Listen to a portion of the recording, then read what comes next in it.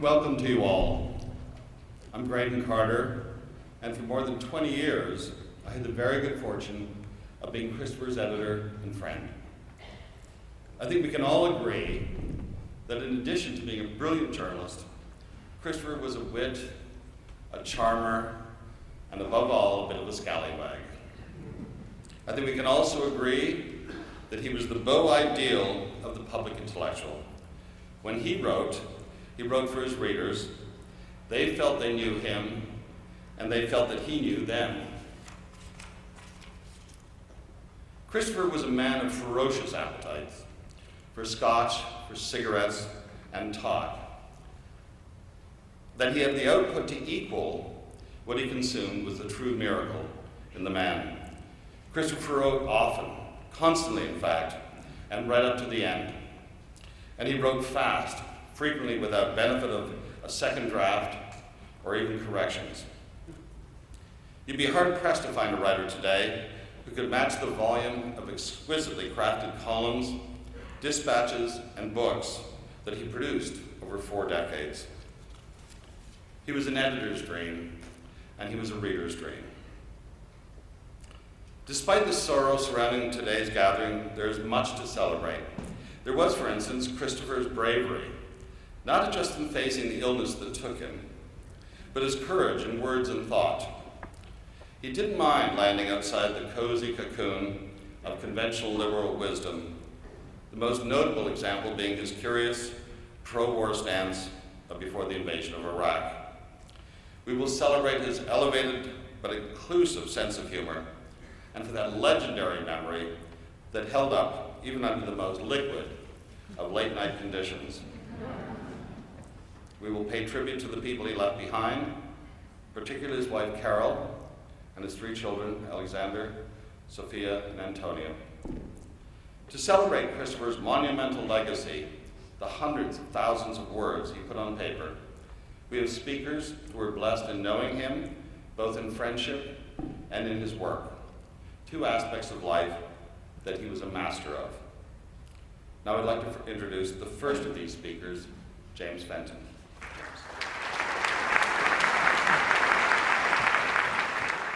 What would the dead want from us, watching from their cave? Would they have us forever howling? Would they have us rave or disfigure ourselves or be strangled like some ancient emperor's slave? None of my dead friends were emperors with such exorbitant tastes, and none of them were so vengeful as to have all their friends waste quite away in sorrow, disfigured and defaced.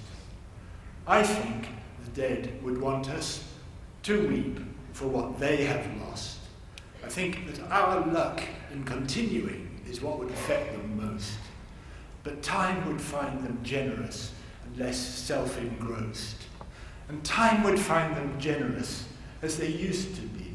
And what else would they want from us but an honoured place in our memory, a favourite room, a hallowed chair, privilege and celebrity. And thus the dead might cease to grieve, and we might make amends, and there might be a pact between dead friends and living friends. What our dead friends would want from us would be such living friends.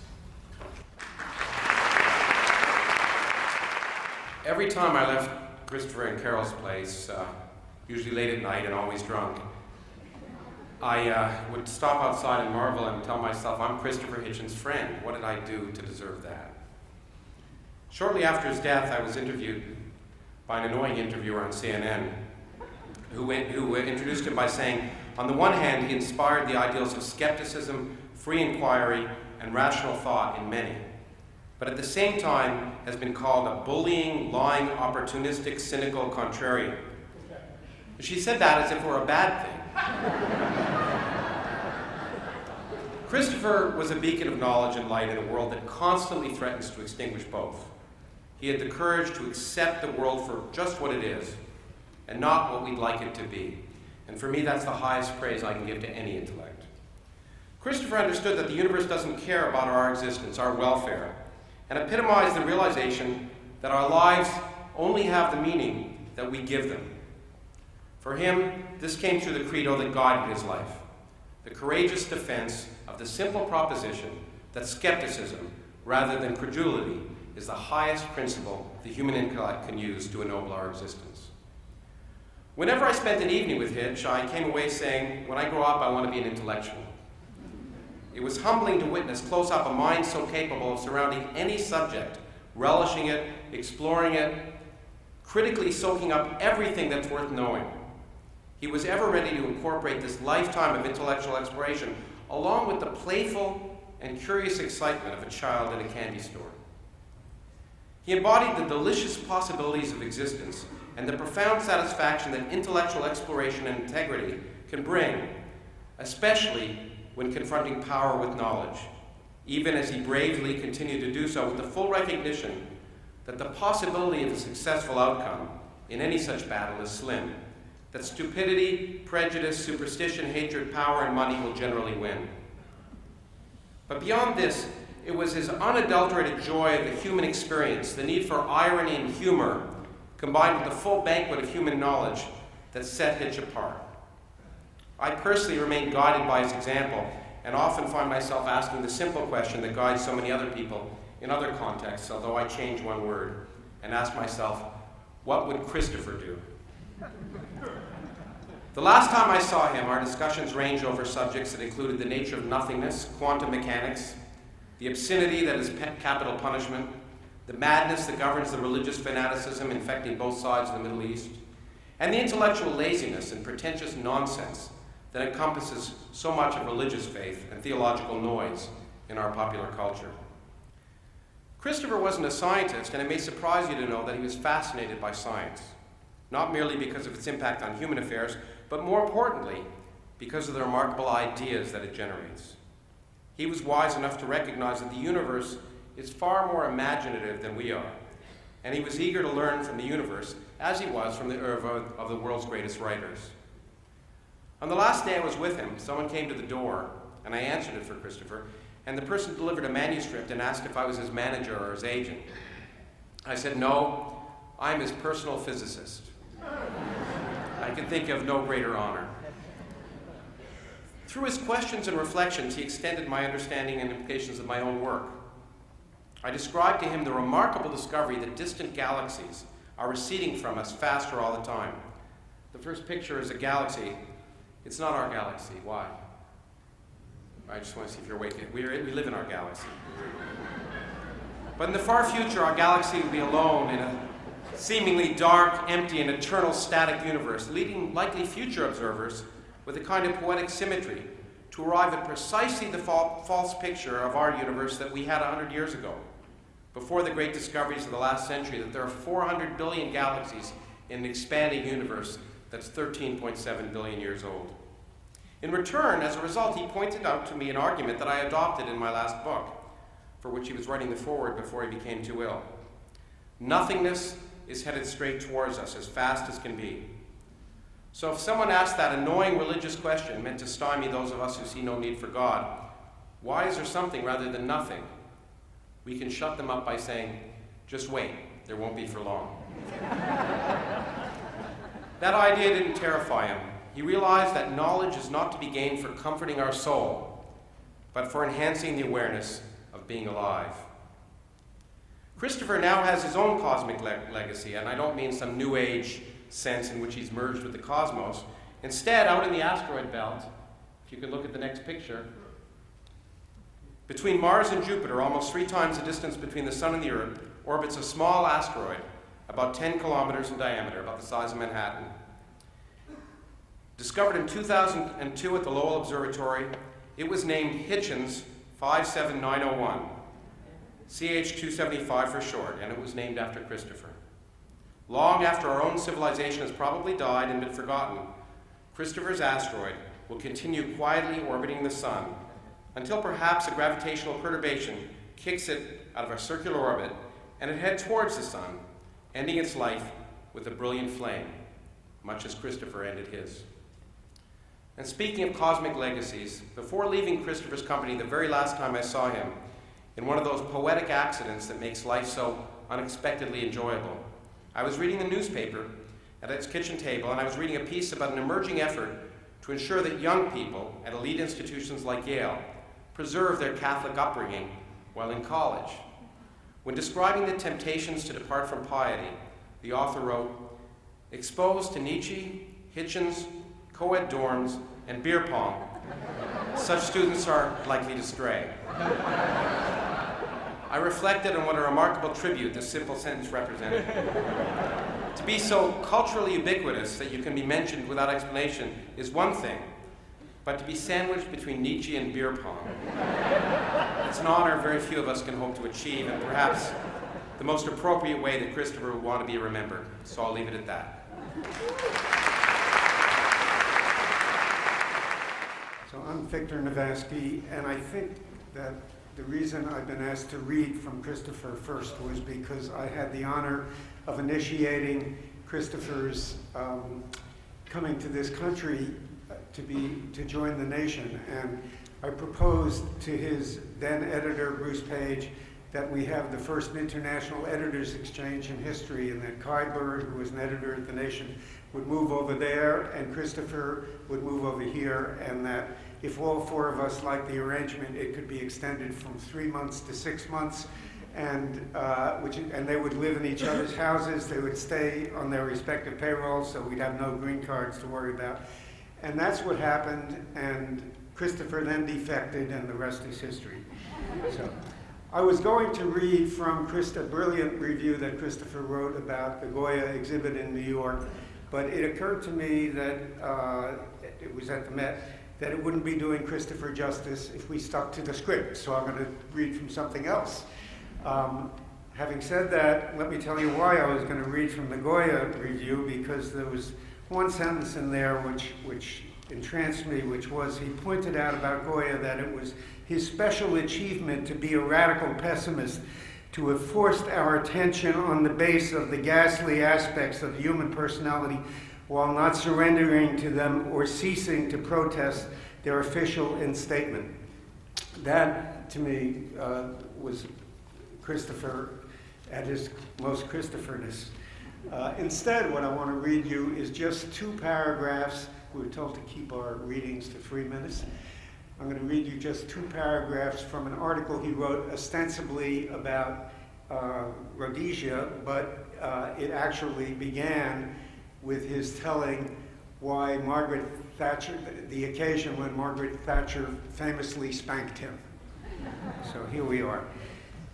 The article is called "He Who Got Slapped, Lessons Maggie Taught Me" by Christopher Hitchens.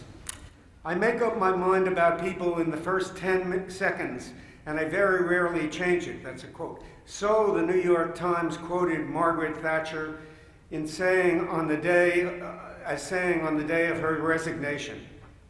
I would be happy to think that the statement was truthful, since within minutes of first being introduced to me, Thatcher lashed me across the buttocks with a rolled-up parliamentary order paper. It happened in the course of an exchange of views about Rhodesia in the late fall of 1977, when she was still leader of the opposition and was pandering to the racists in her party and the electorate. Influenced perhaps by the fact that we were meeting in the Rosebery Room of the House of Lords, I made the mistake of bowing as if to acknowledge some point of hers, and she took swift advantage of my posture by shrieking, "Bow lower," and plying the document above mentioned. Like the British electorate, now shaking itself after more than a decade of Thatcherite pouvoir, I often look back wistfully upon that spanking in the hope of decoding its significance. Thank you. I'm going to be reading from one of Christopher's last and finest pieces for the magazine, a review of a volume of letters between Philip Larkin and Monica Jones, a book that Christopher said shows the civilizing effect that even the most trying woman can exert on even the most impossible man. D.J. Enright gave Larkin a rare moment of unmixed pleasure by saying, as Larkin proudly reported to Monica, that I persuade words into being poetry and don't bully them. A critic could not have approached more nearly to the core of Larkin's gift. It is inescapable that we should wonder how and why poetry manages to transmute the dross of existence into magic or gold. And the contrast in Larkin's case is an especially acute one. Having quit Belfast, he removed himself forever to Hull, a city which, in point of warmth and amenity, runs Belfast a pretty close second. Here he brooded biliously and even spitefully on his lack of privacy, the success of his happier friends, Amos and Conquest, the decline of standards at the university he served, the general bloodiness of pub lunches and academic sherry parties, the frumpy manipulativeness of womenfolk, and the petrifying imminence of death. Many of Larkin's expeditions to churches were, in fact, an excuse to visit cemeteries or memorials, in spite of his repudiation of the fantasy of immortality. And with an Arundel tomb, it turns out he had taken Monica along as a companion. We might agree to find it heartening that, in consequence of a dead average Middle English Sunday stroll, as the other half of an almost passionless relationship, Philip Larkin should notice the awkwardly conjoined couple on an ancient stone coffin lid and, without forcing, let alone bullying the language, still be able to find our almost instinct, almost true. What will survive of us is love.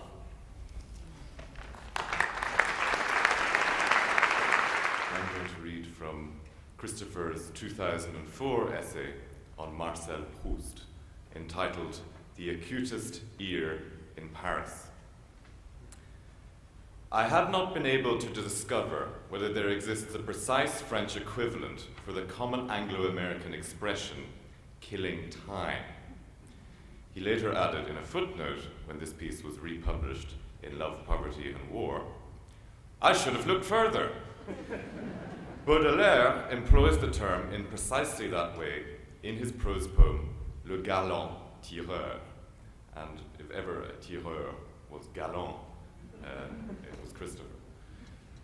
It's a very crass and breezy expression when you ponder it for a moment, considering that time, after all, is killing us. Marcel Proust was the man who, by contemplating in a way that transcended the moment, attempted to interpenetrate these two forbidding alternatives. When the Monty Python gang acted out its Summarize Proust competition, one of the contestant teams, a madrigal group, was cut off abruptly by the master of ceremonies before it had got beyond the opening stave of Swan's Way. One can readily appreciate the difficulty. Yet, if I were asked to summarize the achievement of Proust, I should reply as dauntlessly as I dared that his is the work par excellence that exposes and clarifies the springs of human motivation. Through his eyes we see what actuates the dandy and the lover and the grandee and the hypocrite and the poseur, with a transparency unexampled except in Shakespeare or George Eliot. And this ability, so piercing and at times even alarming, is not mere knowingness. It is not, in other words, the product of cynicism. To be so perceptive and yet so innocent, that, in a phrase, is the achievement of Proust. Thank you. I'm Aimée Bell, Christopher's editor at Vanity Fair, and this is from his 3-part series on the limits of self-improvement. I'd noticed a touch of decline here and there, but one puts these things down to anno domini and the acquirement of seniority. A bit of a stomach gives a chap a position in society. A glass of refreshment, in my view, never hurt anybody. This walking business is overrated. I mastered the art of doing it when I was quite small. And in any case, what are taxis for? Smoking is a vice, I will admit, but one has to have a hobby. Nonetheless, when my friends at this magazine formed up and said they would pay good money to stop having to look at me in my current shape, I agreed to a course of rehabilitation.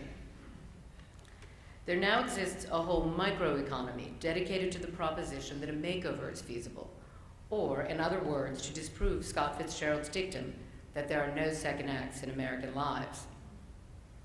Objectives: to drop down from the current 185 pounds, to improve the tone of the skin and muscles, to wheeze less,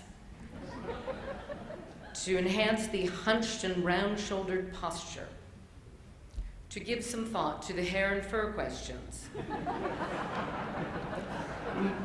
More emphasis perhaps in the right places and less in the wrong ones. To sharpen up the tailoring, to lessen the booze intake, and to make the smile, which currently looks like a handful of mixed nuts, a little less scary to children. This is from Christopher's final article for Vanity Fair. It's on Charles Dickens. Charming, is it not? Seductive even. The manner in which that somewhat over-punctuated Victorian sentence suddenly gives way and yields a deposit of freshness and gentleness and capacity of being pleased. It is all there to emphasize the one central and polar and critical point that Dickens wishes to enjoin on us all. Whatever you do, hang on to your childhood. He was true to this in his fashion, both in ways that delight me and in ways that do not. He loved the idea of a birthday celebration, being lavish about it, reminding people that they were once unborn and are now launched. This is big-hearted, and we might all do a bit more of it. It would help me to forgive, perhaps just a little, the man who helped generate the hallmark birthday industry, and who, with some of his less imposing and more moistly sentimental prose scenes in A Christmas Carol, took the greatest birthday ever told and helped make it into the near Ramadan of protracted obligatory celebration, now darkening our Decembers. But imagine the power that Dickens had. By a few brilliant strokes of the pen, he revived and restored a popular festival and made it into a sort of social solidarity, a common defense against the Gradgrinds and the Bounderbys and the men who had been responsible for the misery of the hungry 40s. For the first time, the downtrodden English people were able to see a celebrity, a man of wealth and fame who was on their side. We have verbatim reports, sometimes in letters from the author himself, of the speeches he made to enthusiastic crowds in halls across the nation. Just as we have the author's cue cards for the electrifying evenings in 1869 when he staged the murder of Nancy by Bill Sykes, so it's clear that Dickens had the sort of demagogic power that could have been dangerous in others' hands. It's also quite clear that he can't have modeled a villain like Sykes or a heroine like Nell on his own character. No, he was drawing on much wider and deeper sources of potency. The main one was the sheer stubborn existence of so many people whom the system had disregarded. Begin thinking about it, and you start to whisper a list to yourself. The pathetic Joe the crossing sweeper, Smike, Mr. Micawber, Amy Dorrit, Mr. Dick, all of them with pain to feel and a life to lead, and many of them kept going, like poor Dick Swiveller, only by a certain unique sense of humor in the absurd. Dickens was able to mine this huge resource of London life, becoming its conductor and chronicler, like nobody since Shakespeare himself, and always remembering, as he noted in the last stages of the old curiosity shop, to keep the child in view.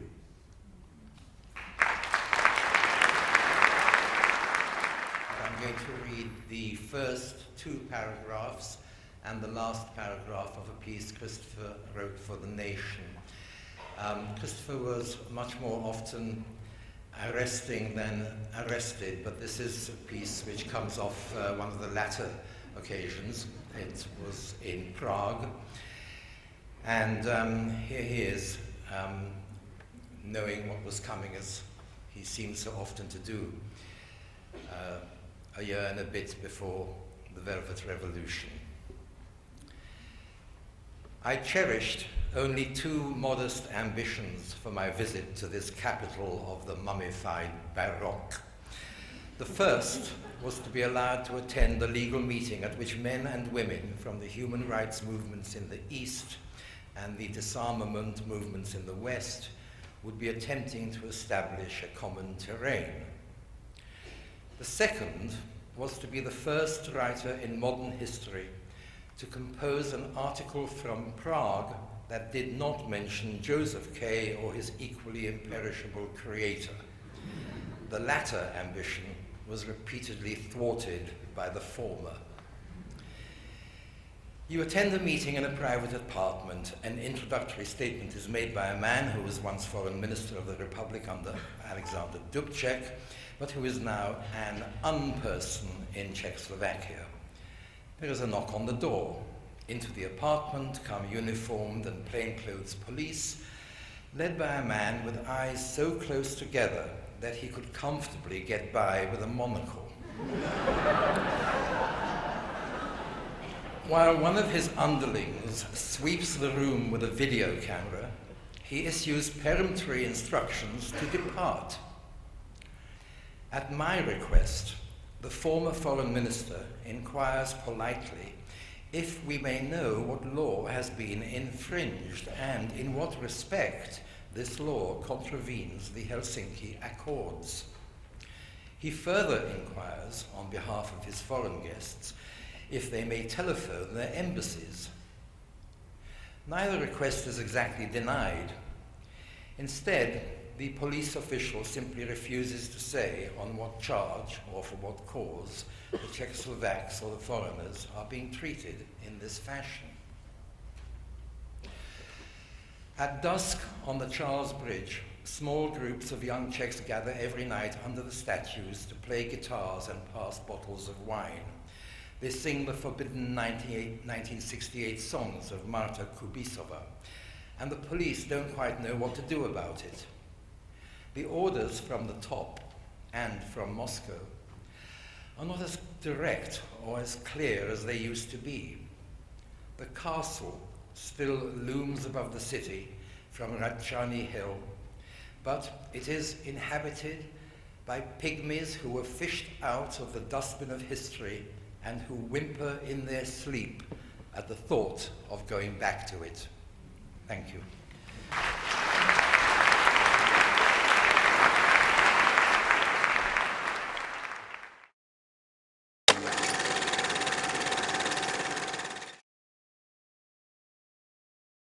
My text today is from Hitch 22, pages XIII through XIV.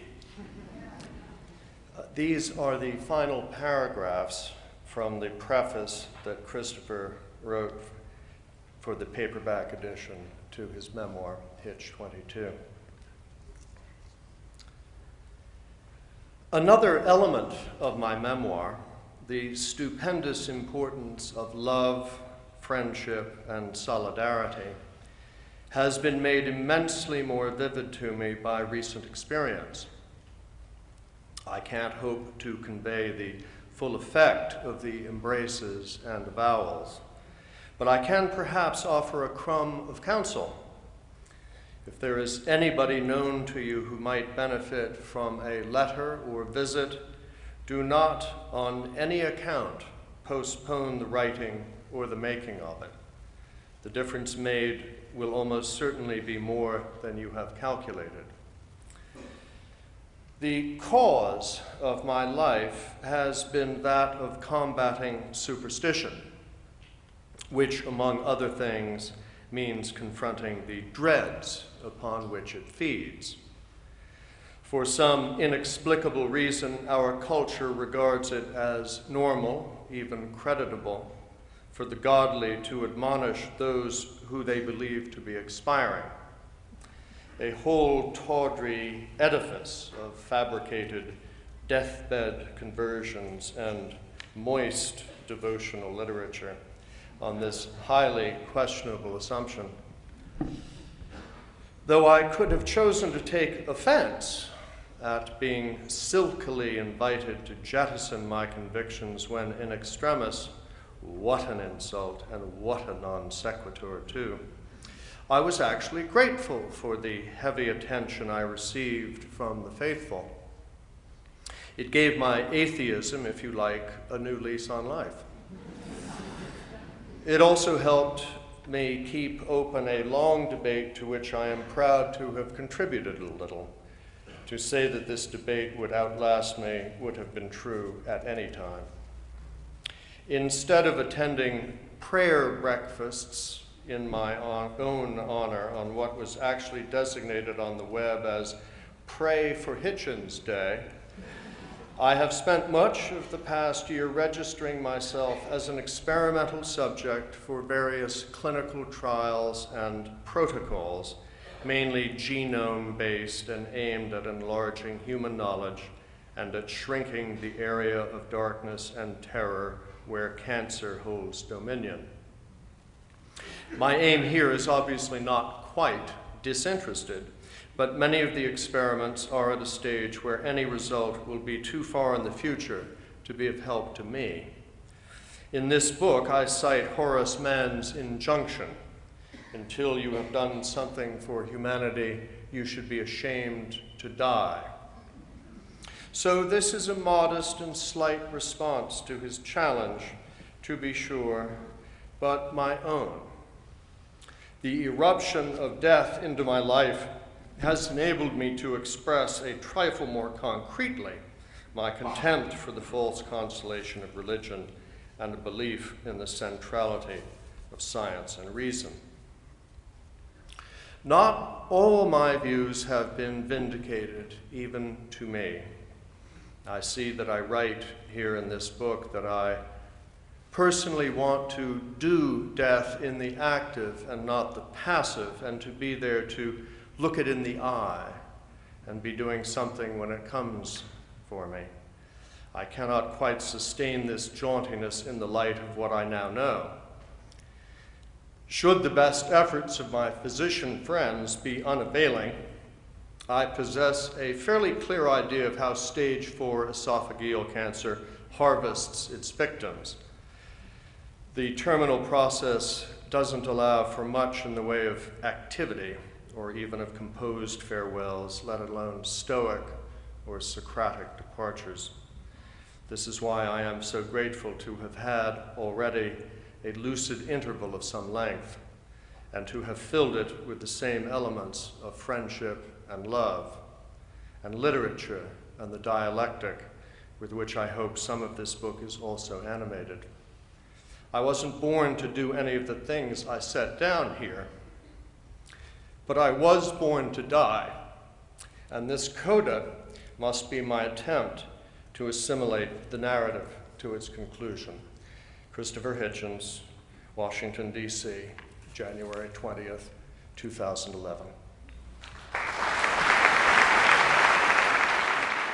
And I'm reading from the last paragraph of Why Orwell Matters. Proof, I think, that much literary criticism is self-descriptive. If it is true that le style, c'est l'homme, then what we have in the person of George Orwell is by no means the saint mentioned by V.S. Pritchett and Anthony Poe.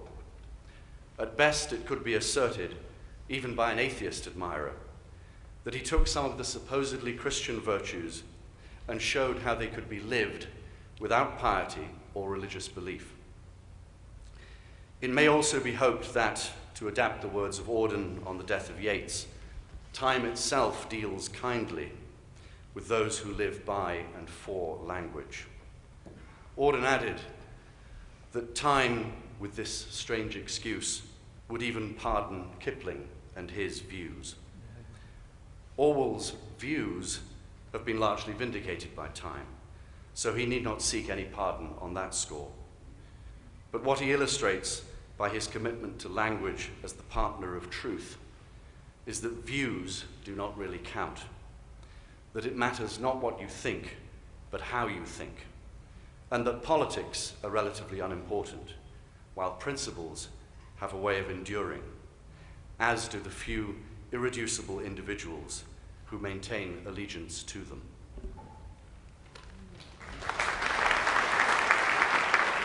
Reading from Hitchens' piece, Why Bosnia Matters. He had written that in 92, during the war, and I visited Sarajevo in 93 in spring. We met 96, but so we were not meeting at that time, but exchanging our experiences, we became friends. For now, all these are not more than efforts to show an affirming flame. But they may not be merely quixotic. Post-communist Europe is hesitating on the brink of its own version of Balkanization, and Yugoslavia gives an inkling of what could lie ahead for more than one region, to say nothing of more than one culture. Bosnia matters because it has chosen to defend not just its own self-determination, but the values of multicultural, long-evolved and mutually fruitful cohabitation. Not since Andalusia has Europe owed so much to a synthesis, which also stands as a perfect rebuke to the cynical collusion between the apparently warring fanatics. If Sarajevo goes under, then all who care for such things will have lost something precious and will curse themselves because they never knew its value while they still had it. I've chosen one of Christopher's tart political commentaries on our leaders. This is from Slate in 2004. Ronald Reagan used to alarm his Soviet counterparts by saying that surely they'd both unite against an invasion from Mars. Ronald Reagan used to alarm other constituencies by speaking freely about end times, foreshadowed in the Bible. In the Oval Office, Ronald Reagan told Yitzhak Shamir and Simon Wiesenthal on 2 separate occasions that he himself had assisted personally at the liberation of the Nazi death camps. There was more to Ronald Reagan than that. Reagan announced that apartheid South Africa had stood beside us in every war we have ever fought, when South African leadership had been on the other side in the most recent World War. Reagan allowed Alexander Haig to greenlight the Israeli invasion of Lebanon in 1982, fired him when that went too far and led to mayhem in Beirut, and then ran away from Lebanon altogether when the Marine barracks were bombed, then, unbelievably, accused Tip O'Neill and the Democrats of scuttling. Reagan sold heavy weapons to the Iranian mullahs and lied about it, saying that all the weapons he hadn't sold them and hadn't traded for hostages in any case would, all the same, fit on a small truck. Reagan then diverted the profits of this criminal trade to an illegal war in Nicaragua and lied unceasingly about that too. Reagan then modestly let his underlings maintain that he was too dense to understand the connection between 2 impeachable crimes. This is from Visit to a Small Planet, an essay of Christopher's that was published in Vanity Fair early in 2001. North Korea is a famine state. In the fields, you can see people picking up loose grains of rice and kernels of corn, gleaning every scrap. They look pinched and exhausted. In the few dingy restaurants in the city, and even in the few modern hotels, you can read the Pyongyang Times through the soup, or the tea, or the coffee. Morsels of inexplicable fat or gristle are served as duck. One evening I gave in and tried a bowl of dog stew, which at least tasted hearty and spicy. They wouldn't tell me the breed. But then found my appetite crucially diminished by the realization that I hadn't seen a domestic animal, not even the merest cat, in the whole time I was there. In a Pyongyang restaurant, don't ever ask for a doggy bag. Nobody knows how many North Koreans have died or are dying in the famine. Some estimates by foreign aid groups run as high as 3 million in the period from 1995 to 1998 alone. But the rotund, jowly face of Kim Il-sung still beams down contentedly from every wall, and the 58-year-old son looks as chubby as ever, even as his slenderized subjects are mustered to applaud him. Kim Jong-il, incidentally, has been made head of the party and of the army, but the office of the presidency is still eternally held by his adored and departed dad, who died on July 8, 1994 at 82. The Kim is dead. Long live the Kim. This makes North Korea the only state in the world with a dead president. What would be the right term for this? A necrocracy? A thanatocracy? A mortocracy?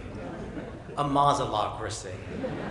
Anyway, grimly appropriate for a morbid system so many of whose children have died with grass in their mouths. The last time I saw Christopher was in hospital in Washington, and we largely talked about P.G. Wodehouse, a writer we both admired and loved. This is a scathing review of, written 20 years ago, of a biography of Edwina Mountbatten by somebody called Dame Janet Morgan. It begins with a quote from Wodehouse and then from the book. Looking up, we perceived Miss Postlethwaite, our sensitive barmaid, dabbing at our eyes with a dishcloth. Sorry you were troubled, said Miss Postlethwaite, in answer to our concerned gaze, but he's just gone off to India, leaving her standing tight-lipped and dried-eyed in the moonlight outside the old manor, and our little dog has crawled up and licked her hand as if he understood and sympathized. The next is from Janet Morgan's biography. At 9:30 that evening, Edwina's body was brought to Broadlands. Commander North had asked the staff to come to the house if they wished. Everyone was there, lined up, waiting. What were they to do? He fell back on naval discipline. Off caps, he ordered as the car turned into the drive. Edwina's dog, Snippet, ran out to greet her mistress. That was the worst of all. This is Christopher now. From the very first page of this book, Sir Ernest was larger than life. To the very last, truth is stranger than fiction. The cliché is entirely sovereign. Dame Janet Morgan, who used rather to dominate in that fast set that revolved between Nuffield College, Oxford, and Whitehall, has perhaps missed her vocation in devising a biographic style that is part bureaucratic, part gossipy, and wholly deferential. This could be more happily suited to a certain genre of ladies' magazine, where one reads of resolute women with secret sorrows who sacrifice part of themselves for passionate platonic attachments to powerful men, as Edwina Mountbatten did with Nero, and as Dame Janet herself is said to have done with Caspar Weinberger. By one Washington account, making the critical difference in keeping the Falklands archipelago British. Applied to biography, let alone history, this approach can be hilariously fatal. Thank you.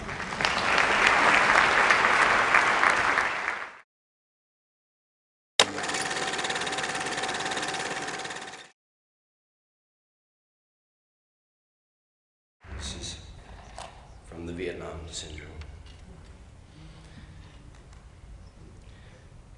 How many times can one pretend to interview the parents of a child born with bright yellow skin?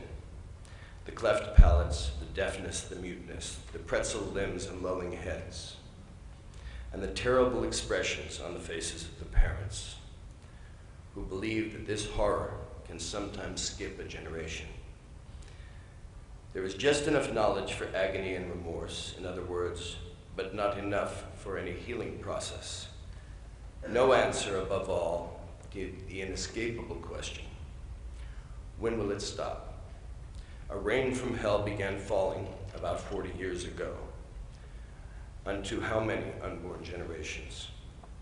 At a school full of children who made sign language to one another, or who couldn't sit still, or who couldn't move much at all, or who couldn't see, or who couldn't hear, I took the tour of the workshops where trades such as fishnet weaving or car repair are taught, and was then asked if I would like to say a few words through an interpreter to the assembly. I quite like a captive audience, but I didn't trust myself to say a fucking thing. Several of the children in the front row were so wizened and shrunken that they looked as though they could be my seniors. I swear to you that Jim Knockway has taken photos, as one of his few rivals, Philip Jones Griffiths, also took photographs, that simply cannot be printed in this magazine because they would poison your sleep as they had poisoned mine. After such knowledge, as T.S. Eliot asked in Gerontium, what forgiveness? That's easy. The question of forgiveness just doesn't come up. The world has barely assimilated the new term genocide, which was coined only in the 1940s before the United States government added the fresh hell of ecocide, or mass destruction of the web of nature that connects human and animal and herbal life. I think we may owe the word's distinction to my friend Orville Schell, who wrote a near faultless essay of cool-headed and warm-hearted prose in the Old Look magazine in March 1971. At that time, even in a picture magazine, there weren't enough photographs of the crime, so his terse, mordant words had to suffice, which makes me faintly proud to be in the same profession. At some points, being naturally scrupulous about the evidence, I could only speculate. There are even reports of women giving birth to monsters, though most occurrences are not reported because of non-existent procedures of compelling statistics. Well, we know now, or at least we know better. Out of a population of perhaps 84 million Vietnamese, itself reduced several million during the war, there are as many as 1 million cases of Agent Orange affliction still on the books. Of these, the hardest to look at are the monstrous births. But we agree to forgive ourselves for this and to watch real monsters, such as Robert McNamara and Henry Kissinger, who calmly give the orders and instructions as they posture on chat shows and cash in with their memoirs. But hey, forget it. Forget it if you can.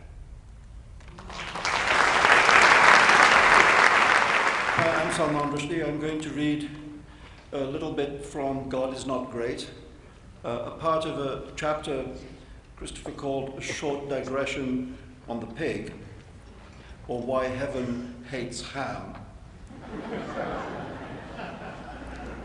I want to read it in part because Christopher always appreciated my story of my loss of porcine virginity. When I first arrived at boarding school in England, and rather daringly, I thought, bought a ham sandwich and ate it, and lightning failed to strike, thus proving to me once and for all that God did not exist. The oldest and most tenacious of all fetishes is the hatred and even fear of the pig. It emerged in primitive Judea and was for centuries one of the ways, the other being circumcision, by which Jews could be distinguished. Muslims appear to see nothing ironic in the adoption of this uniquely Jewish taboo. Real horror of the porcine is manifest all over the Islamic world.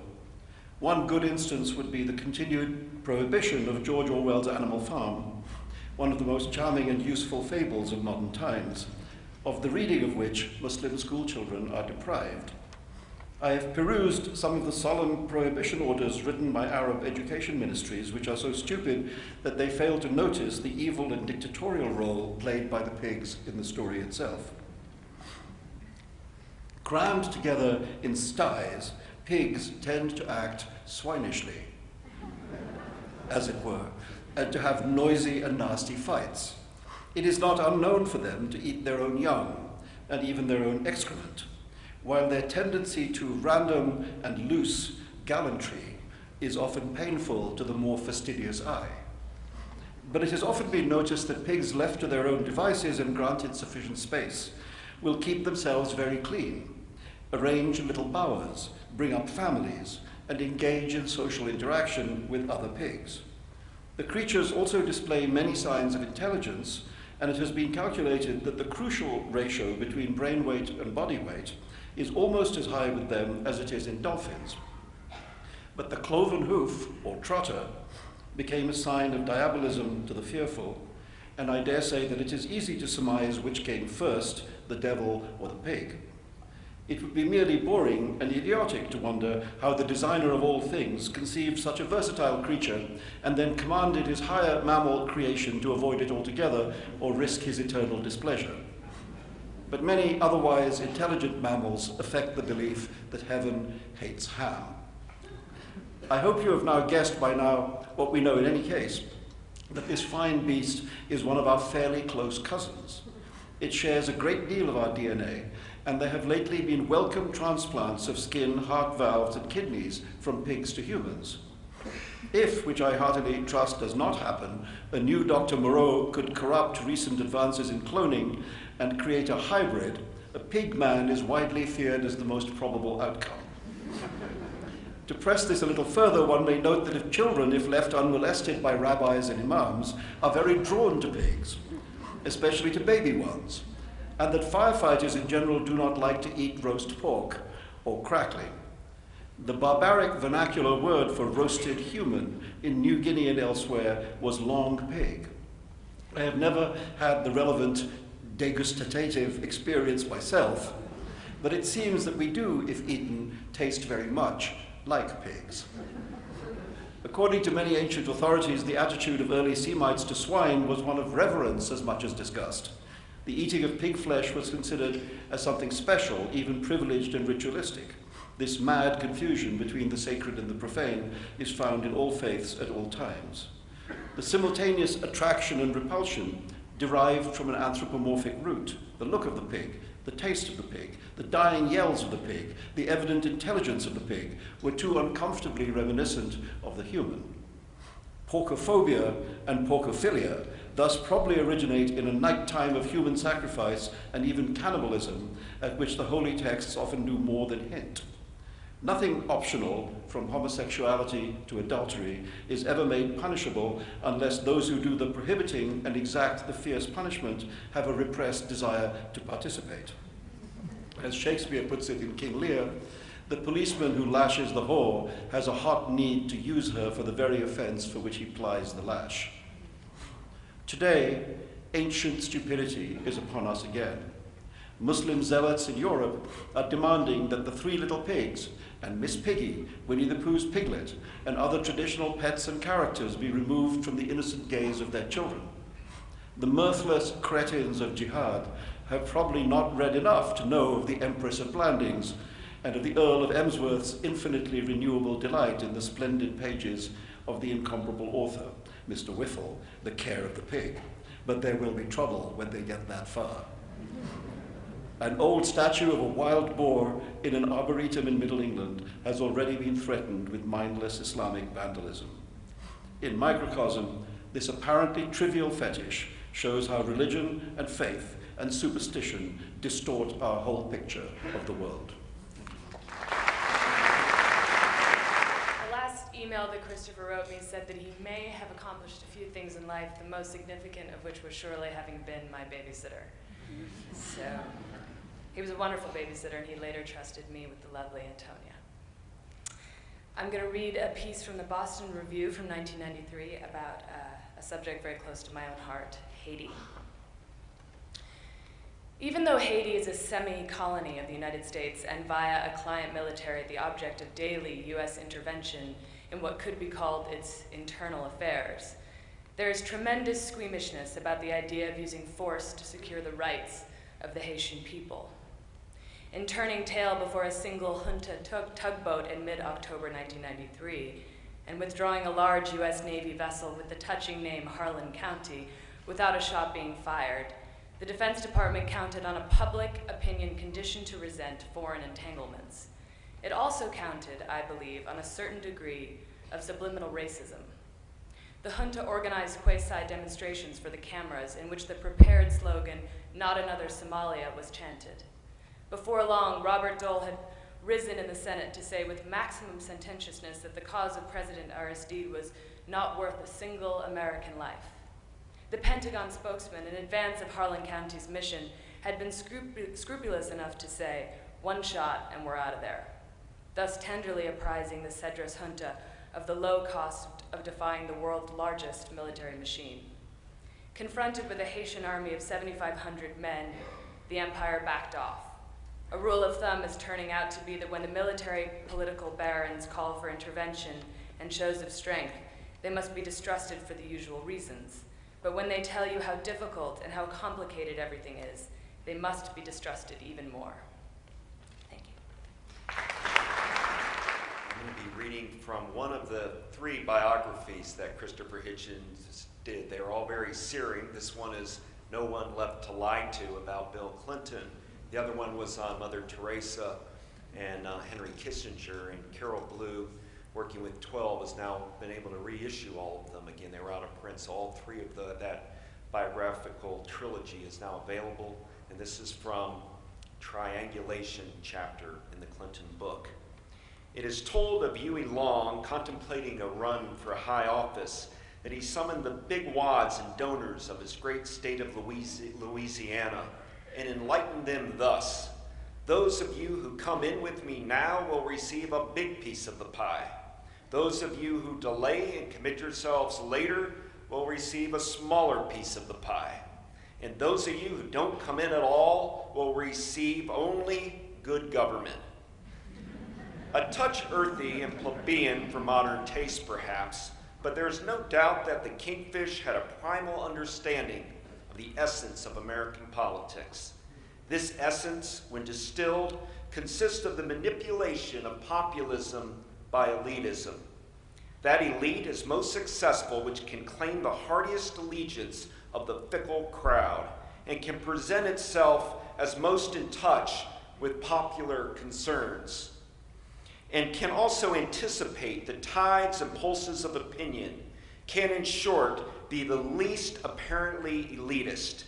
It's no great distance from Huey Long's robust cry of "every man a king" to the insipid inclusiveness of putting people first.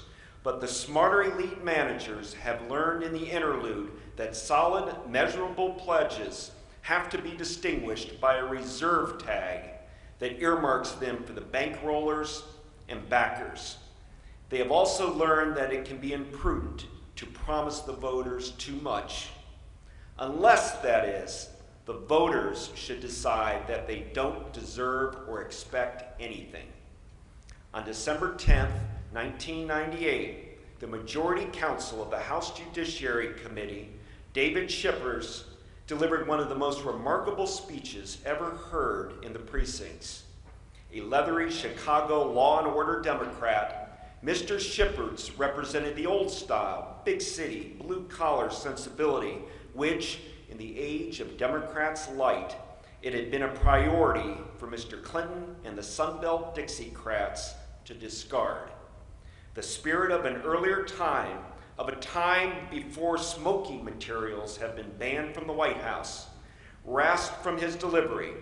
After pedantically walking his hearers through a traditional prosecutor's review of an incorrigible perp, his address could be used in any civics class in the nation if there still was such a thing as civics classes. Mr. Shippers paused and said, "The president then has lied under oath in a civil disposition, lied under oath in a criminal grand jury, he lied to the people, he lied to the cabinet, he lied to his top aides, and now he's lied under oath of the Congress of the United States. There is no one left to lie to." Poor sap, I thought as I watched this alone in an unfazed crowd on a screen at Miami Airport. On what wheezing mule did he ride into town?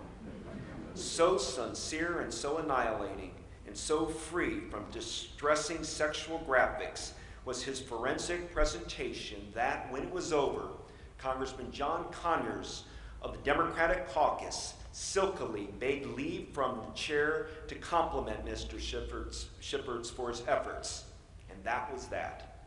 Mr. Conyers went back to saying, as he'd said from the first, that the only person entitled to be affronted by the lie was Mrs. Clinton. 8 days later, the Democratic leadership was telling the whole House that impeachment should not be discussed while the president and the commander-in-chief was engaged in the weighty task of bombing Iraq. I'm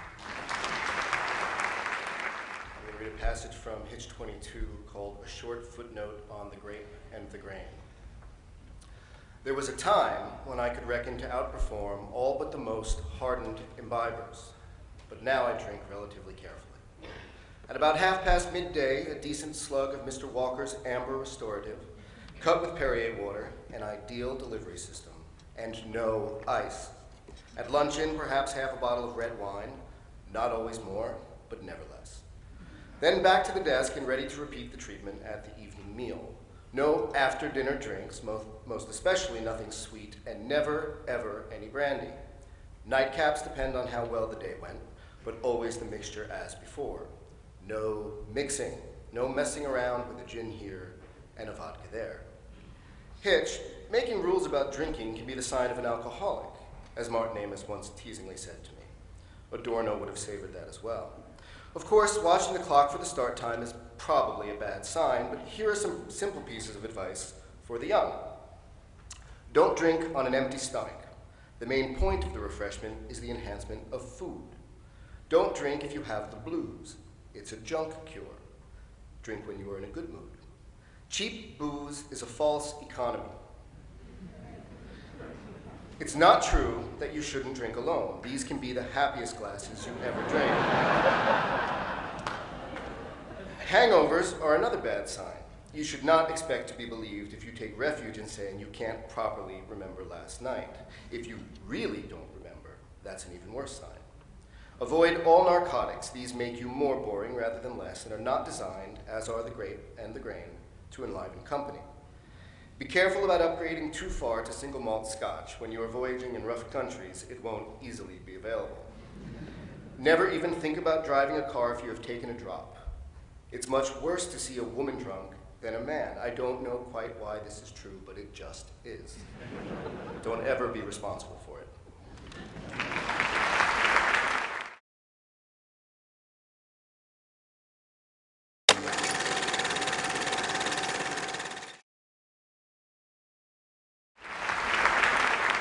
I'm going to be reading Christopher on the Arab Spring.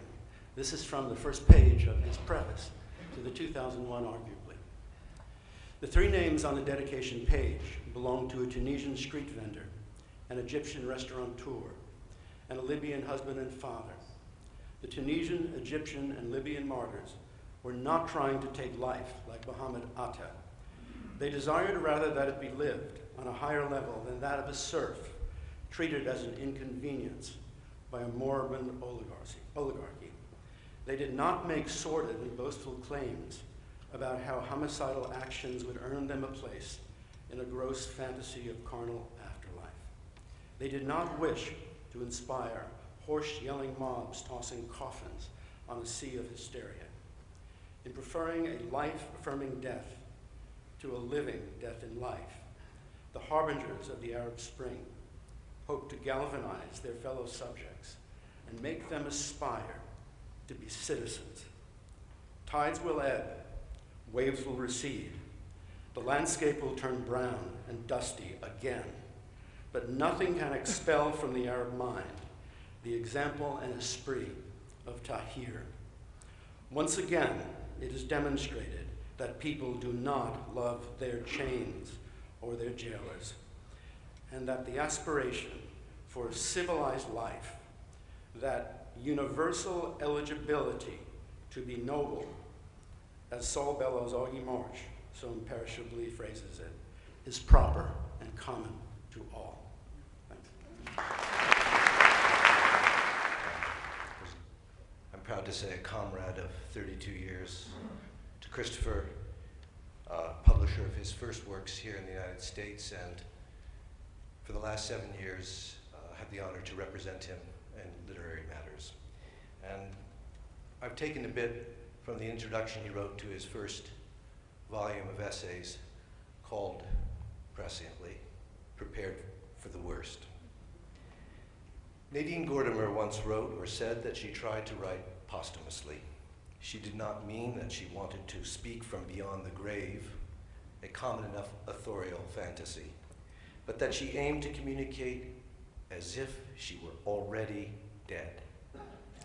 Never mind that that ambition is axiomatically impossible of achievement, and never mind that it sounds at once rather modest and rather egotistic, to say nothing of rather gaunt.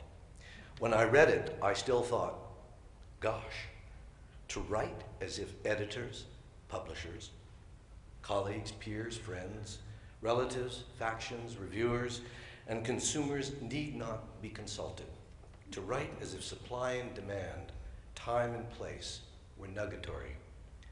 Call no man lucky until he is dead. But there have been moments of rare satisfaction in the often random and fragmented life of the radical freelance scribbler. Religions and states and classes and tribes and nations do not have to work or argue for their adherents and subjects. They more or less inherit them. Against this unearned patrimony, there have always been speakers and writers who embody Einstein's injunction to remember your humanity and forget the rest. It would be immodest to claim membership in this fraternity sorority, but I hope not to have done anything to outrage it. Despite the idiotic sneer that such principles are fashionable, it is always the ideas of secularism, libertarianism, internationalism, and solidarity that stand in need of reaffirmation. I feel relatively confident that neither the demand for nor the supply of the well-wrought feuilleton will ever become exhausted. We are not likely to reach a time when the need of such things as curiosity, irony, debunking, disputation, and elegy will become satisfied.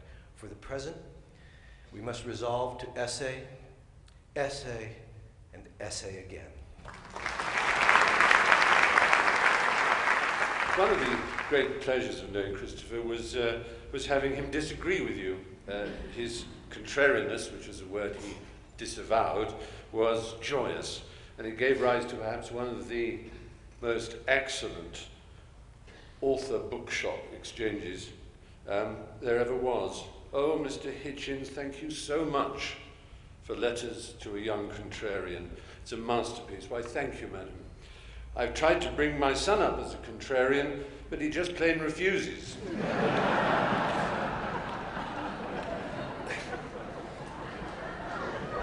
Christopher and I agreed on the most important things, like the greatness of W.H. Auden and the glory of P.G. Wodehouse, but we disagreed on others. Opera and cricket, for example. As you all know, Graydon sent Christopher off to be waterboarded to see if the practice was indeed a torture, and Christopher concluded that it was. I once invited him to be my guest for an Ashes Test match at Lord's Cricket Ground, and on another occasion to a performance of Lohengrin. He threatened to report me to the International Criminal Court in Hague. Even Saddam, he maintained, never went that far. But he was right on many, many, many issues. He once wrote, "The four most overrated things in the world are champagne, lobster, anal sex, and picnics." Well, 3 out of 4 there, Christopher. So,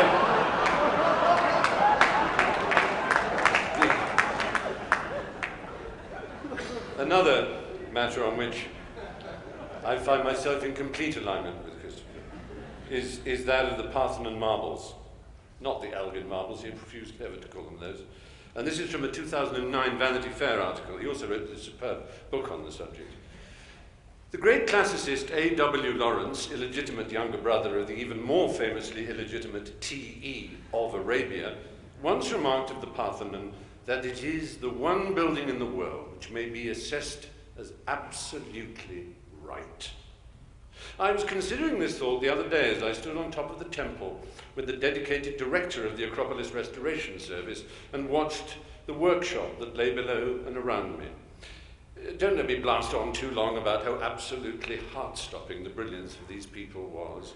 But did you know, for example, that the Parthenon forms, if viewed from the sky, a perfect equilateral triangle with the Temple of Aphia on the island of Aegina and the Temple of Poseidon at Cape Sunion? Did you appreciate that each column of the Parthenon makes a very slight inward incline, so that if projected upwards into space, they would eventually steeple themselves together at a symmetrical point in the Empyrean? The rightness is located somewhere between the beauty of science and the science of beauty. The damage done by the ages to the building and by past empires and occupations cannot all be put right, but there is one desecration and dissipation and dilapidation that can at least be partially undone. Early in the 19th century, Britain's ambassador to the Ottoman Empire, Lord Elgin, sent a wrecking crew to the Turkish-occupied territory of Greece, where it sawed off approximately half of the adornment of the Parthenon and carried it away. As with all things Greek, there were three elements to this, the most lavish and beautiful sculptural treasury in human history. Under the direction of the artistic genius Phidias, the temple had two massive pediments decorated with the figures of Pallas Athene, Poseidon, and the gods of the sun and the moon. It then had a series of 92 high-relief panels, or metopes, depicting a succession of mythical and historical battles. The most intricate element was the frieze, carved in bas-relief, which showed the gods, the humans and animals, that made up the annual Pan-Athens procession. There were 192 equestrian warriors and auxiliaries featured, which happens to be the exact number of the city's heroes who fell at the Battle of Marathon. Experts differ on precisely what story is being told here, but the frieze was quite clearly carved as a continuous narrative, except that half the cast of that tale is still in Bloomsbury in London, having been sold well below cost by Elgin to the British government in 1816 for $2.2 million in today's currency to pay off his many debts. His original scheme had been to use the sculptures to decorate Broomhall, his rain-sodden ancestral home in Scotland, in which case they might never have been seen again. Well, I am proud to be able to tell you that I have managed to persuade, in Christopher's name and in his honour, those nice people at Intelligence Squared to host a debate on the subject of the return of the marbles later this year. It won't be the same without him, but I shall shamelessly steal arguments from his book. And I know that I will feel, as at previous occasions when we've shared the platform, that only when things go with a hitch do they go without a hitch. We won't ever know, of course, what Keats might have written if he'd lived a little longer, or Schubert, or Mozart for that matter. But I come with my projection of what I think Hitch may have done if he'd stayed with us a little longer. As many of you know, he took his counterblast against religion, God is Not Great, not around the comfortable bookstores of coastal cities of the north, but across the Bible Belt, and challenged clerics in every town he went to enter into debate with him. And I think even he was astonished in the signing queues afterwards by the enthusiasm with which people greeted eloquent arguments for secular humanism. Now, he ended God is Not Great in the very last chapter with the lines, above all, we are in need of a renewed enlightenment. And he didn't really expand on this. But the introduction to the Portable Atheist, which was written some while after he had been on the road with God Is Not Great, gives just a hint of what was on his mind. All atheists can't live for long just being against something. They have to speak for what makes life worth living.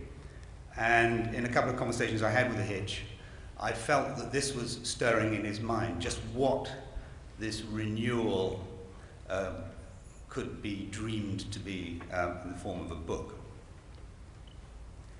So he says, there can be no serious ethical position based on denial or a refusal to look the facts squarely in the face.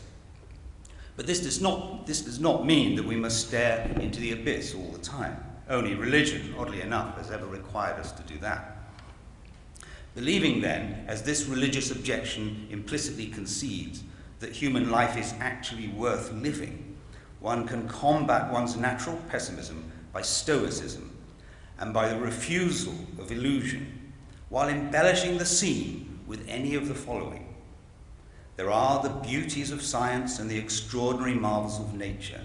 There is the consolation and irony of philosophy. There are the infinite splendors of literature and poetry, not excluding the liturgical and devotional aspects of these, such as those found in John Donne or George Herbert. There is the grand resource of art and music and architecture, again, not excluding those elements that aspire to the sublime. In all of these pursuits, any one of them enough to absorb a lifetime, there may be found a sense of awe and magnificence that does not depend at all on any invocation of the supernatural. Indeed, nobody armed by art and culture and literature and philosophy is likely to be anything but bored and sickened by ghost stories, UFO tales, spiritualist experiences, or babblings from the beyond. One can appreciate and treasure the symmetry and grandeur of the ancient Greek Parthenon, for example, without needing any share in the cults of Athena or Eleusis, or the imperatives of Athenian imperialism, just as one may listen to Mozart or admire Chartres and Durham without any nostalgia for feudalism, monarchism, and the sale of indulgences. The whole concept of culture, indeed, may partly consist in discriminating between these things. Religion asks us to do the opposite and to preserve the ancient dreads and prohibitions. It is very often argued that religion must have some sort of potency and relevance, since it occurs so strongly at all times and in all places. Many insist that religion is so much a part of our human or animal nature that it is actually ineradicable. This, for what it is worth, is my own view. We are unlikely to cease making gods or inventing ceremonies to please them for as long as we are afraid of death or of the dark, and for as long as we persist in self-centeredness. That could be a lengthy stretch of time. However, it is just as certain that we shall continue to cast a skeptical and ironic and even witty eye on what we ourselves have invented. If religion is innate in us, then so is our doubt of it and our contempt for our own weakness. To be part of this remembrance. Writing to a fellow author in 1889, Anton Chekhov famously declared, "One must not put a loaded rifle on the stage if no one is thinking of firing it." In this instance, the loaded rifle is the grand piano you see stage right. But it is odd indeed, in a way that only Hitch could have arranged, that I am the one who has been called to fire the Steinway gun. But first, some other ironies. Amongst the literary giants assembled here, I am a strange comrade indeed. A physician-scientist, a geneticist, privileged to have led the Human Genome Project, and now the director of the National Institutes of Health. And perhaps most ironic of all, a follower of Jesus Christ. Debates about whether science and faith could be compatible first brought Hitch and me together. And as you can imagine, we didn't exactly agree. But the emergence of a diabolically dividing cluster of malignant cells in Christopher's esophagus brought us together in a very different way. I suggested to the man of words and letters that another language, where the words are exons and the letters are DNA base pairs, might have something to offer in the search for a personalized therapeutic, a smart bomb instead of scorched earth. And so we embarked on a grand adventure together, some of which he has written about brilliantly in his powerful series of essays on the topic of cancer. The long and complex novel that was his cancer DNA genome revealed a few secrets that provided hope of a high-tech rescue. But pioneers in the frontier do not always experience the ultimate benefits themselves. We still have much to learn. Christopher helped us learn. Along the way, Hitch and I became friends, sharing conversations about life, death, science, Chesterton, Lincoln, Reverend Martin Luther King Jr., and many other topics. Our occasional jousting about matters of faith was invigorating. As it says in Proverbs 27, verse 17, iron sharpeneth iron, so a man sharpeneth the countenance of his friend. I'm not sure whether it would please Hitch or bug the hell out of him to know that our jousting ultimately strengthened my faith. Hitch knew I was praying for him and graciously accepted that gift from me and many others, even though he was quite sure no deity was listening. No doubt he now knows the answer to whether there is more to the spirit than nucleotides and neurotransmitters. I hope he was surprised by the answer. I hope to hear him tell about it someday, because he will tell it really well. After Hitch's death, I visited Carol and Antonia in their home near DuPont Circle in Washington. The walls seemed to be echoing Hitch's words from the many times we had met there. And before departing, I had the urge to sit at their Steinway and call upon the memories and the spirit to create some reflections of Hitch. I frankly expected something in a minor key to reflect our sense of mourning that we shared that evening, but that's not what happened. So as best as I can recall, and with what I hope will be your forgiveness for my self-taught musical skills, this is what Hitch had to say.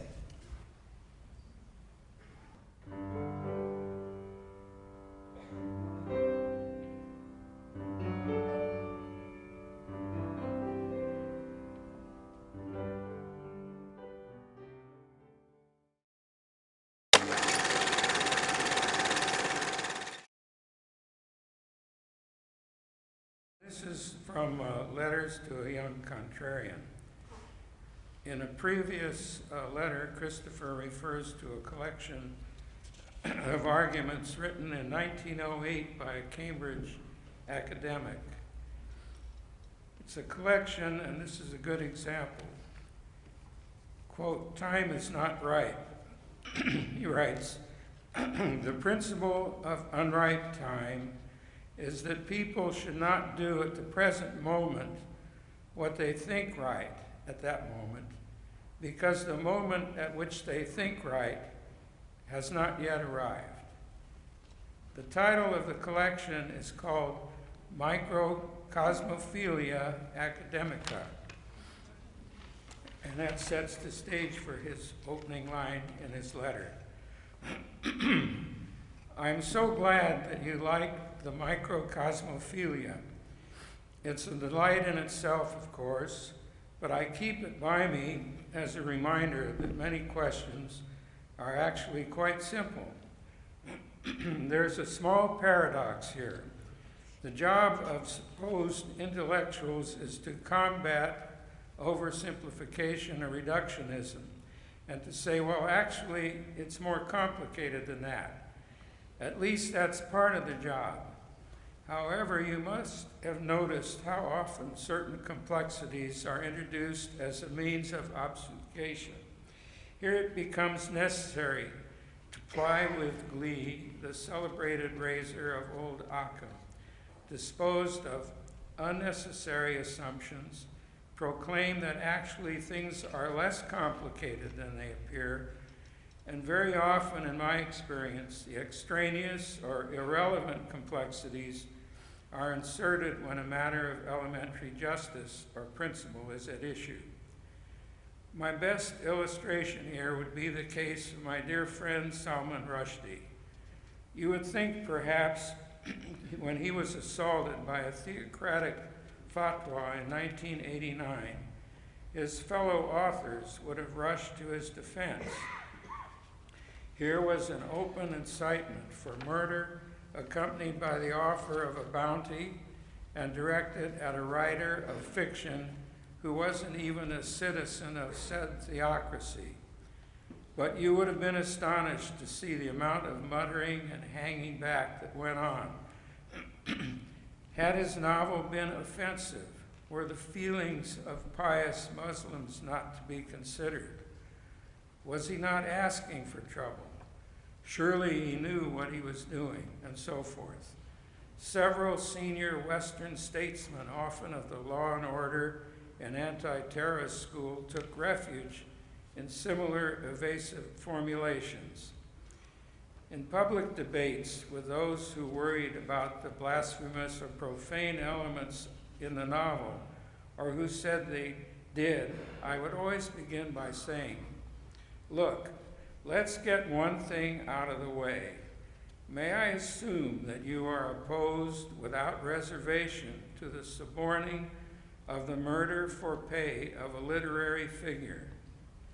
It was educational to see how often this assurance would be withheld or offered in a qualified form. In those cases, I would refuse to debate any further. So I was a reductionist in that instance and proud of my simple-mindedness. I'm Alexander. Christopher was my father. And even though he chided me for using such a cliche, he was also, in many ways, my inspiration. I've chosen to read from Letters to a Young Contrarian as well, mainly because of what it means to me and to many people of my generation, and also mainly because it epitomizes one of the things he offered his friends, his family, and his fans, which was showing us not what to think, but how to think. This is from the preface. My dear X, now that it's time to launch this little paper boat into the tide, I thought I would write you a closing letter by way of beginning. While the book has been with its editors and printers, I've been occupied on several other fronts, as you know. And as a stray question of yours floated into my mind, how do I respond when I see myself or my efforts abused or misrepresented in the public prints? The brief answer is that I have become inured without becoming indifferent. I attack and criticize people myself. I have no right to expect lenience from them in return. And I don't believe those authors who say that they don't care about reviews or notices. However, it does tire me to read, time and again, reviews and notices that are based on clippings from earlier reviews and notices. Thus, there's always an early paragraph, usually written in standard form of borrowed words, that says, and this is in quotation marks, Hitchens, whose previous targets have included Mother Teresa and Princess Diana as well as Bill Clinton, now turns to ... Of course, as you guessed, this is dispiriting. For one thing, it bores me to see my supposed profession reduced to recycling. Nobody ever even has the originality to say, Hitchens, who criticized Mother Teresa for her warm endorsement of the Duvalier regime in Haiti. This is the surreptitious way in which dissenting views are marginalized or patronized to death. However, it wasn't self-pity that prompted me to write. Let me tell you what happened to me in the course of a single month between May and June of 2001, and I'll just give you one of those things that happened. At the direct request of the Vatican, I was invited to give evidence for the opposing side in the hearings on Mother Teresa's impending canonization. It was an astonishing opportunity to play devil's advocate in the literal sense. My name is Peter Hitchens. I'm going to read the words which my brother read at our father's funeral in our home county of Hampshire in England almost 25 years ago. They are the 8th verse of the 4th chapter of St. Paul's epistle to the Philippians. Finally, brethren, whatsoever things are true, whatsoever things are honest, whatsoever things are just, whatsoever things are pure, whatsoever things are lovely, whatsoever things are of good report, if there be any virtue, and if there be any praise, think on these things.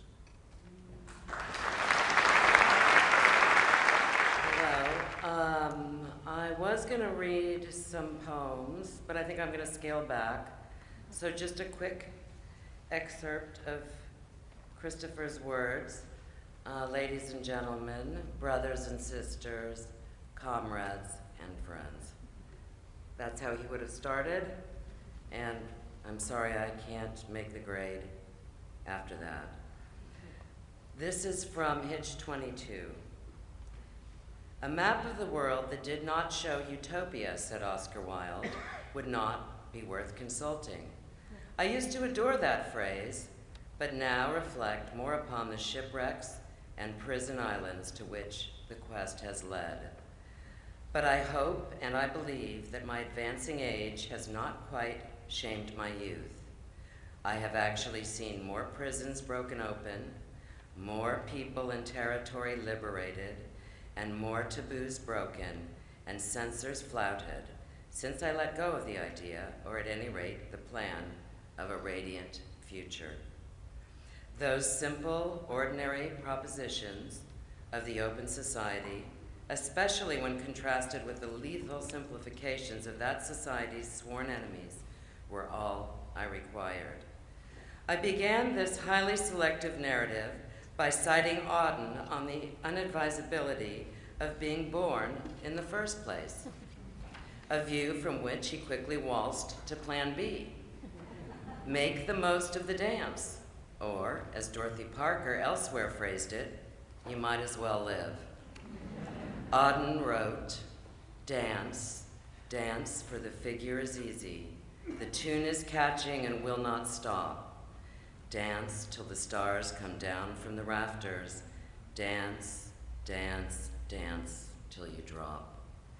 In my better moments, I prefer the lyrical stoicism of my friend and ally, Richard Dawkins, who never loses his sense of wonder at the sheer unlikelihood of having briefly made it on a planet where crude extinction has held sway and where the chance of being conceived, let alone safely delivered, is so infinitesimal. Thank you.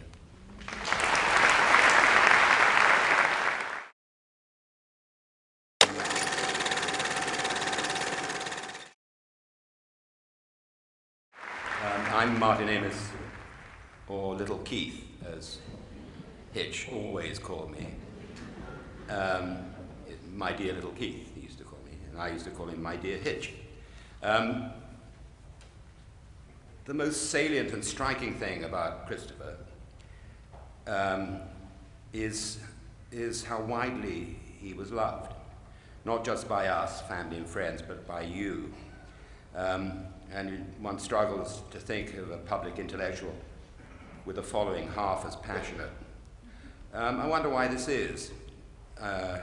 There's several elements in it, I think, before I reach for the central one. First, very handsome.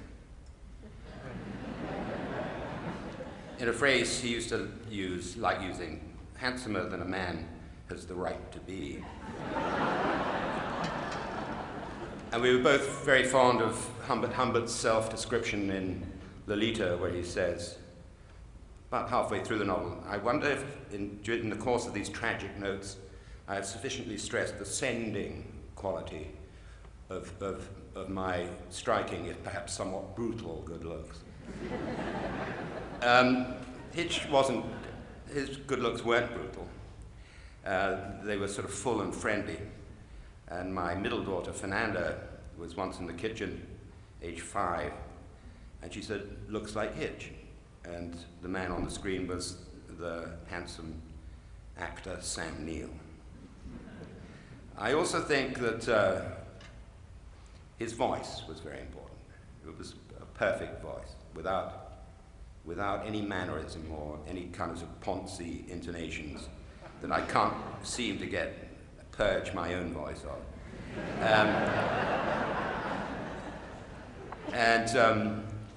As I said, all contributing, as I told him, to the charisma of the Hitch.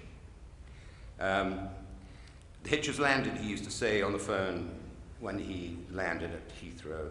And when we did Charlie Rose the other night, when we remembered him, I and others, Charlie, I think, was surprised and a bit alarmed to learn that Hitch often referred to himself in the third person.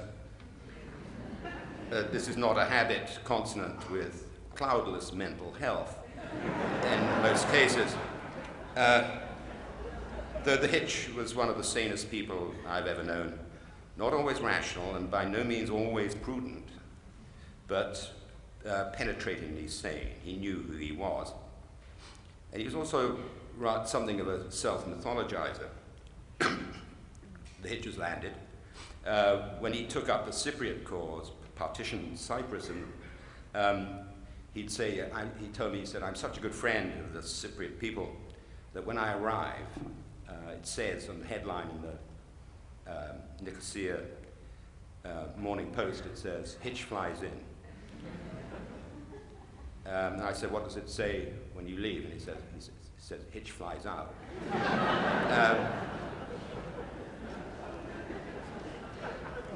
Very early on, in our early 20s, I said, does that girl like the Hitch?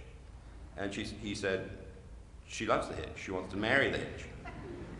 And another time he said, Martin, he's always coming out with phrases like this.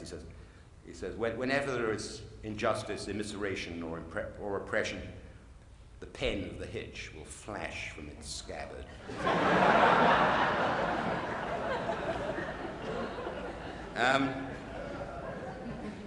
I've got several stories where Hitch comes out with a great line, and he didn't like this one. He said it was anticlimactic, but I'm very fond of this story, and it seems to crystallize something and lead us to what was perhaps the heart of the charisma of the Hitch. He and I were in Southampton in Long Island, having driven that far from where we were staying, in search of the most violent possible film on the island. This was our idea of happiness, was to take a bottle of whiskey into a film like Dirty Beast or Scum.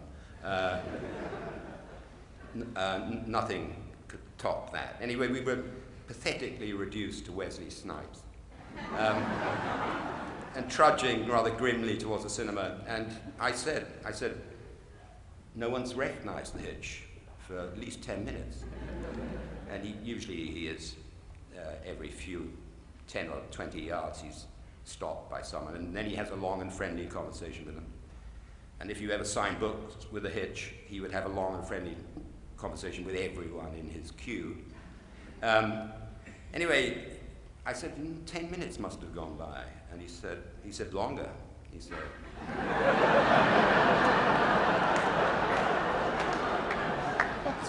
much longer, at least 15 minutes. And he said, I get more and more pissed off, he said, the longer it goes on. He said, I keep thinking, what can they feel? What can they care? What can they know if they don't recognize the Hitch? And as we approached the cinema, there was an elderly party rather awkwardly perched on a hydrant. And as we were entering the cinema, he said, do you love us or do you hate us? Now, what he meant was America and Americans. He didn't mean him and his wife.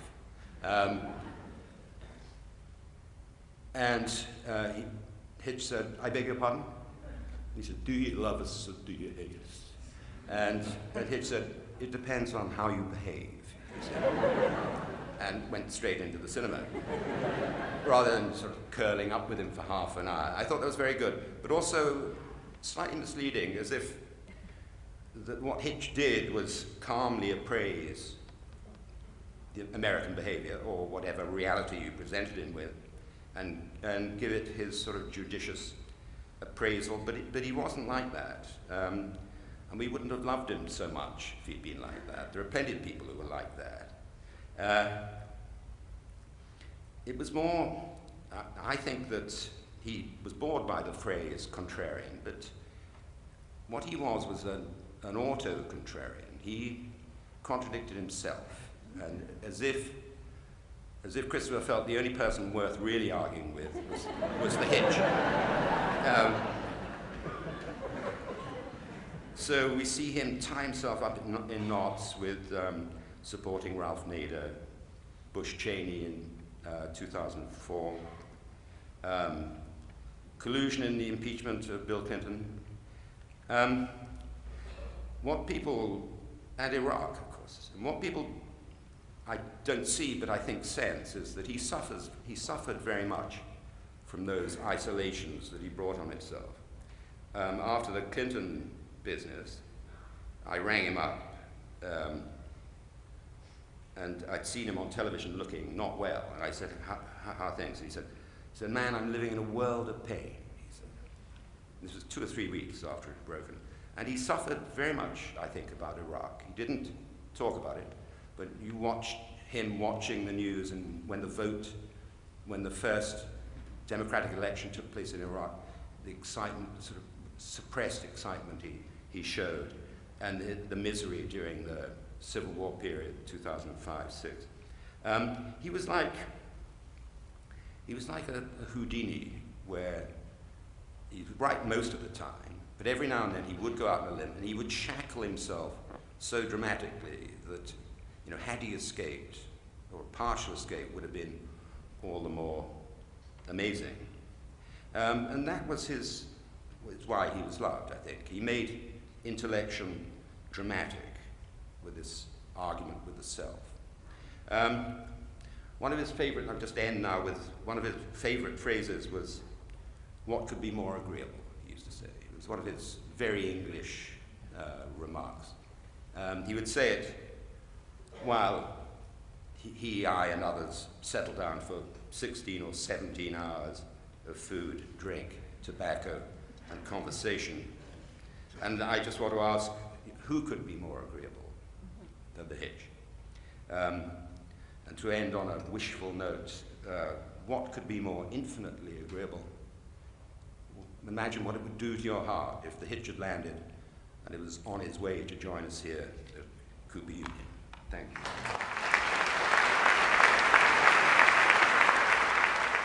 In 2004, a man wrote to Christopher complaining about a column, a bullshit column in his words, that Christopher had written for The Nation. The fellow included his address and telephone number with the letter. Christopher received the note and called and left a message on the man's answering machine. For some reason, the man then wrote to me to complain about Christopher's message, which was as follows. "It's Christopher Hitchens calling you here. I get a lot of letters from uncultured idiots, as I dare say you can imagine, and I normally toss them.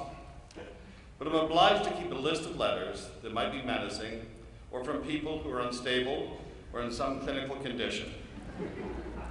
One way I decide this is if they resort to 4-letter words and then sign it themselves. And you've just made the cut.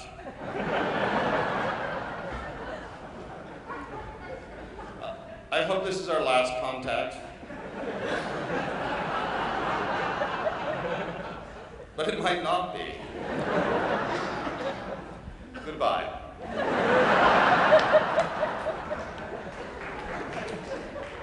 Indeed, goodbye.